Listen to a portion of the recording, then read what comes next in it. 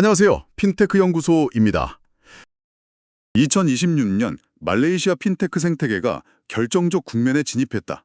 이게 한 유력 매체의 평가인데요. 오늘 저희는 시청자께서 보내주신 핀테크 연구소의 최신 보고서를 보면서 이 평가가 대체 무슨 의미인지 그 속살을 한번 제대로 들여다보려고 합니다. 네. 보고서 기준일이 2026년 1월 31일이니까 정말 지금 이 순간 말레이시아의 가장 뜨거운 현실을 담고 있는 자료라고 할 수 있겠네요. 맞아요. 이 보고서의 핵심이 SAI 사회 인정지수라는 자체 기준으로 말레이시아 핀테크 정책에 점수를 매겼다는 건데요. 결과부터 말씀드리면 100점 만점에 78점이에요. 78점이요? 성적으로 치면 B+ 정도 되나요? 잘하긴 했는데 최우등생은 아닌 약간 애매한 점수처럼 들리는데요. 하하, 네, 딱 그런 느낌이죠. 그래서 오늘 저희의 임무가 바로 이 78점이라는 숫자에 담긴 진짜 의미를 파헤쳐보는 겁니다. 과연 말레이시아가 아세안의 핀테크 허브가 되기 위해서 앞으로 뭘 해야 할지 함께 분석해보겠습니다. 네, 그 78점이란 점수가 정말 절묘한데요. 보고서에서도 이걸 양호한 인정 등급이라고 분류하고 있어요. 지난 3년간의 노력을 분명히 인정받은 결과죠. 아, 일단 인정은 받은 거군요. 네, 그런데 우수한 인정 등급의 시작 점수가 80점이거든요. 아, 딱 2점이 모자란 거예요. 바로 이 2점의 간극에 말레이시아 핀테크의 미래를 결정할 기회와 위기가 전부 담겨 있다고 보고서는 분석하고 있습니다. 와, 정말 아슬아슬하게 경계선에 걸쳐 있는 거군요. 턱걸이로 우수 등급을 놓친 셈인데 도대체 어떤 부분에서 점수를 얻고 또 어떤 부분에서 깎인 건가요? 이 점수는 크게 4가지 항목으로 구성돼요. 정부의 정책과 공적 활동, 그리고 언론 보도, SNS 반응, 마지막으로 가장 중요한 실적이에요. 4가지요? 네, 항목별로 점수 편차가 꽤 커서 들여다보는 재미가 있습니다. 가장 점수가 높은 항목은 뭐였나요? 단연 정책 항목입니다. 35점 만점에 29점이라는 아주 높은 점수를 받았어요. 29점이요? 네, 예를 들면 아세안 최초로 24시간 실시간 결제 시스템 렌타스 플러스를 도입했다거나 총리가 직접 디지털 자산 혁신 허브를 출범시킨 것 같은 과감한 정책들이 좋은 평가를 받은 거죠. 계획이나 인프라 설계만큼은 정말 세계적인 수준이다, 이겁니다. 잠깐만요. 근데 정책 점수가 가장 높다는 게 오히려 좀 이상하게 들리는데요? 어떤 점에서요? 아니, 야심차게 출범한 디지털뱅크 5개가 전부 적자를 보고 있다고 하잖아요. 아, 네, 맞습니다. 그럼 이건 현실과 동떨어진, 뭐랄까, 서류상으로만 완벽한 정책의 가능성은 없을까요? 계획은 거창한데 현장에서는 삐걱거리고 있는 건 아닌가? 이런 생각이 드네요. 바로 그 점이 이 보고서의 날카로운 부분입니다. 정확히 핵심을 짚으셨어요. 그래서 다른 항목들의 점수가 중요해지는 거죠. 아하, 두 번째 항목인 언론 보도로 보면 25점 만점에 20점. 일단 긍정적인 분위기가 우세해요. 언론은 좋게 보는군요. 네, 보도의 70%가 정부의 혁신 규제나 금융 소외계층을 포용하려는 노력을 칭찬하고 있거든요. 핀테크 뉴스 말레이시아 같은 매체에서는 2026년은 결정적 국면이다 이러면서 기대감을 드러내기도 했고요. 그렇군요. 언론은 일단 후한 점수를 주고 있는데 실제 사용자들의 목소리인 SNS 반응은 좀 다를 수도 있잖아요. 맞아요. SNS 반응 항목은 20점 만점에 16점인데 여기서부터 온도차가 느껴지기 시작해요. 오, 물론 스테이블 코인이나 자산 토큰화 같은 신기술에 대한 기대감을 드러낸 응답이 45%로 가장 많았어요. 기대가 크군요. 네. 하지만 동시에 디지털 뱅크의 계속되는 손실이나 옆나라 싱가포르와의 격차를 걱정하는 현실적인 목소리도 20%나 됐죠. 전문가들이 본인 그림이랑 사용자들이 체감하는 것 사이에 미묘한 간극이 있는 거예요. 그렇군요. 정책, 언론, SNS까지는 그래도 나쁘지 않은 점수인데 그럼 마지막 항목이 문제겠네요? 네, 바로 실적 항목. 20점 만점에 13점으로 가장 점수가 낮습니다. 여기가 이번 분석의 하이라이트라고 할 수 있겠네요. 아니, 겉으로 보기엔 되게 화려하잖아요. 핀테크 시장 규모가 2년 전에 비해 157%나 성장할 거라고 하고 네, 지표는 그렇죠. 디지털 결제액은 이미 GDP 2배로 훌쩍 넘었다는 기사도 봤거든요. 그런데도 실적 점수가 꼴찌라니 대체 어떤 구조적인 문제들이 이 숫자 뒤에 숨어 있는 건가요? 바로 그 지점이 이 보고서가 정말 잘 파헤친 부분이에요. 화려한 성장 지표라는 포장지를 벗겨내니까 4가지 아주 심각한 구조적 리스크가 드러난다는 거죠. 4가지나요? 네, 첫 번째가 바로 인재 부족, 탤런트 크런치 문제입니다. 인재 부족이요. 아, 그건 뭐 어느 나라 어느 산업에나 있는 얘기 아닌가요? 차원이 다릅니다. 네. 보고서에 따르면요. 현재 말레이시아 핀테크 업계에서 필요한 엔지니어링 인력이 있잖아요. 네네. 실제 공급되는 인력이 10%에 불과해요. 잠깐만요. 9%가 아니라요? 10%요? 네. 수요와 공급 사이에 무려 90%의 격차가 벌어지고 있다는 거죠. 90%요? 그건 그냥 격차가 아니라 거의 시스템 붕괴 수준 아닌가요? 아니, 기업들이 어떻게 운영이라도 되는 거죠? 사실상 모든 기업이 인력난으로 비명을 지르고 있다고 봐야죠. 실력 있는 개발자나 기획자들은 더 높은 연봉을 주는 싱가포르나 두바이로 떠나는 두뇌 유출이 일상화됐어요. 정부가 아무리 좋은 정책을 내놔도 이걸 실행할 사람이 없으니까 정책이 겉돌 수밖에 없는 겁니다. 90% 격차라니 정말 충격적이네요. 좋은 선수를 영입하지 못하면 아무리 훌륭한 전술도 소용없다는 얘기랑 똑같군요. 맞습니다. 그럼 두 번째 리스크는 뭔가요? 두 번째는 앞서 잠깐 언급됐던 수익성 문제예요.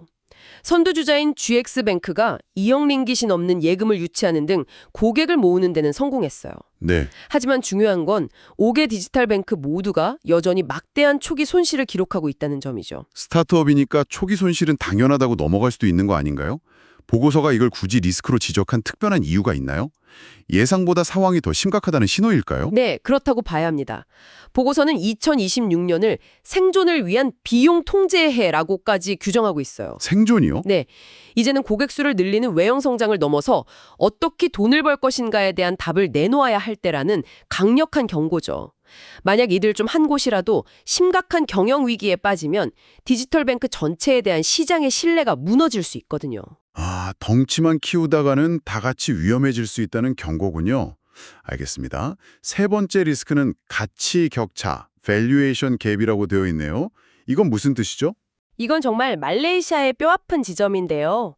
2025년 한 해 동안 기업 공개, 즉 IPO 건수만 보면 말레이시아가 59건으로 싱가포르를 압도했어요. 13건에 그친. 오, 훨씬 많네요. 그런데 정작 이를 통해 조달한 총 금액은 말레이시아가 1억 4천만 달러, 싱가포르는 2억 달러로 오히려 싱가포르가 훨씬 많았어요. 이건 좀 의외인데요. 상장한 회사는 훨씬 많은데 모인 돈은 더 적다. 딱 양으로만 승부하고 질은 못 챙기고 있다는 신호 같아요. 맞습니다. 왜 말레이시아에서는 유니콘 같은 대어가 나오지 않는 걸까요? 투자 환경의 문제인가요? 아니면 스타트업들 자체의 한계인가요? 보고서는 둘 다의 문제라고 지적해요. 말레이시아의 벤처캐피털 생태계가 작은 기업들을 많이 키워내는 데는 능숙하지만 이들을 유니콘으로 성장시킬 만한 대규모의 후기 단계 투자는 부족하다는 거예요.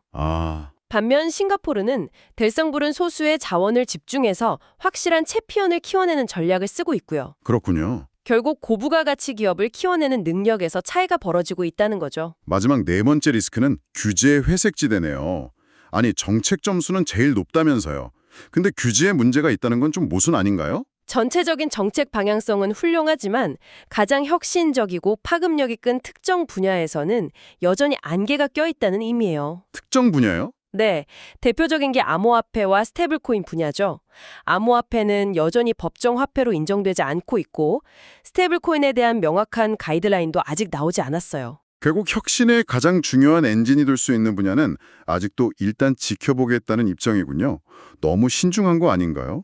이러다가 속도감 있게 치고 나가는 다른 경쟁국에 다 따라잡히는 거 아닌지 모르겠어요. 바로 그게 규제당국의 딜레마죠. 혁신을 장려하자니 자칫 금융 불안을 초래할 수 있고 안정을 추구하자니 혁신의 기회를 놓칠 수 있으니까요.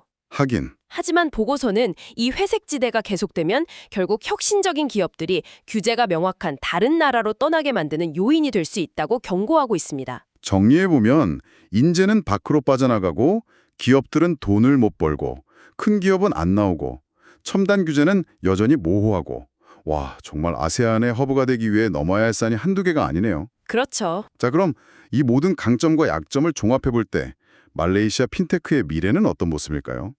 이 결정적 국면에서 어느 길로 가게 될지 보고서가 세 가지 갈림길을 제시하고 있더라고요. 네, 아주 흥미로운 세 가지 시나리오를 확률과 함께 제시하고 있어요.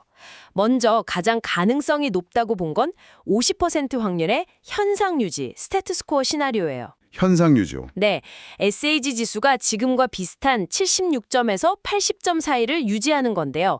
점진적인 개선은 계속되겠지만 인재 부족이나 싱가포르와의 격차 같은 구조적인 문제는 해결하지 못한 채로 가는 거죠. 50% 확률로 현상 유지라니. 어떻게 보면 안정적이지만 또 어떻게 보면 좀 답답한 미래네요. 결정적인 한 방 없이 계속 2인자에 머무는 그림이 그려지는데요. 맞아요. 그래서 두 번째 시나리오가 중요하죠. 35% 확률의 도약, 너 립 시나리오입니다. 도약. 네, SA 지수가 85점에서 88점까지 치고 올라가면서 우수한 인정 등급을 획득하는 거예요. 와. 이 시나리오가 현실이 되려면 연말에 나올 스테이블 코인 교대가 시장에서 대성공을 거두고 적자에 시달리던 디지털 뱅크들이 마침내 흑자 전환에 성공하는 것 같은 아주 극적인 계기가 필요해요. 이렇게 되면 1, 2개의 유니콘 기업까지 탄생하면서 명실상부한 아세안의 핀테크 허브로 자리매김하게 되는 거죠. 정말 꿈 같은 시나리오네요. 그럼 반대로 최악의 경우도 당연히 있겠죠. 네, 확률은 15%로 낮게 봤지만 결코 무시할 수 없는 하락, 더 슬라이드 시나리오도 있습니다. 하락이요? 이건 디지털 뱅크 중 한 곳이 대규모 손실을 감당하지 못하고 쓰러지거나 대형 보안 사고가 터져서 시장의 신뢰를 통째로 잃어버리는 경우예요. 이렇게 되면 SA 지수는 70점 아래로 곤두박질 치고 아세안 허브는커녕 주변국에도 뒤처지는 신세가 될 수 있다는 최악의 시나리오입니다. 도약, 현상 유지, 하락. 정말 이름 그대로 결정적 국면에 서 있다는 게 피부로 와닿네요. 네, 결국 보고서의 최종 평가는 한 문장으로 요약되는 것 같아요.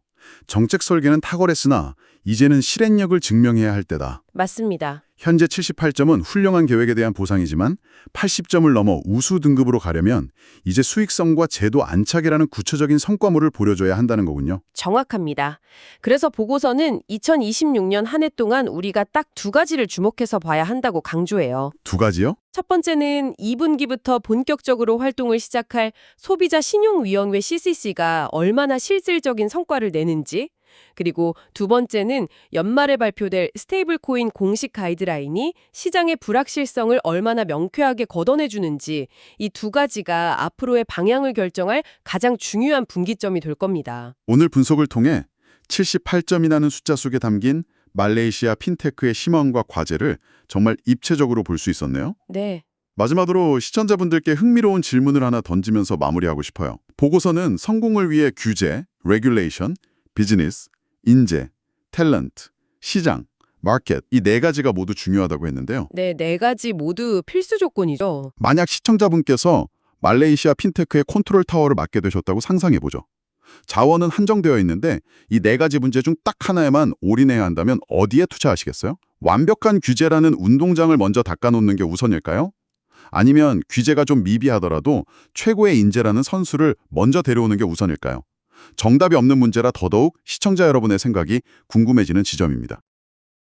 핀테크 연구소가 전해드렸습니다. 감사합니다.